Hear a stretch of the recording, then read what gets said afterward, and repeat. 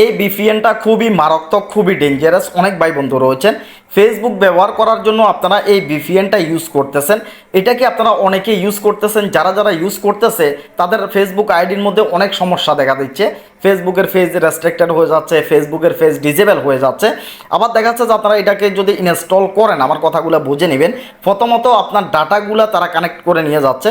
এটা একেবারে সরাসরিভাবে আপনার ফেসবুকের আইডি, জিমেল যা আছে, পাসওয়ার্ড সব কিছু তারা নিয়ে যাচ্ছে, তারা নিয়ন্ত্রণ করতেছে।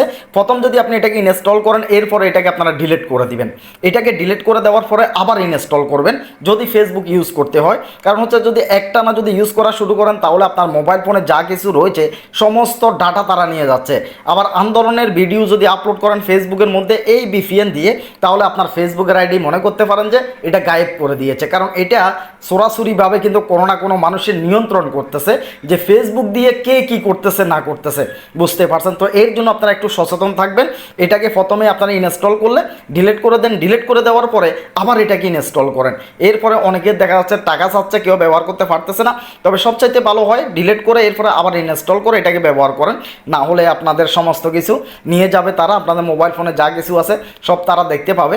দেখা যাচ্ছে যে আপনি কি করতেছেন না করতেছেন। যদি ফেসবুক আইডি দিয়ে বুঝতেই পারছেন কোনো ধরনের ভিডিও আপলোড করেন, তাহলে হয়তো আপনার আইডিটাই তারা গায়েব করে দিবে, নষ্ট করে দিবে। তো এই জন্য একটু সচেতন থাকবেন, সাবধান থাকবেন। এই যে ভিপিএনটা রয়েছে এটা খুবই ডেঞ্জারাস, খুবই মারাত্মক। জাস্ট আমি জানিয়ে দিলাম, এরপরে ব্যবহার করা না করা সেটা আপনাদের একান্ত ব্যক্তিগত ব্যাপার। তো আল্লাহ হাফেজ, আসসালামু আলাইকুম।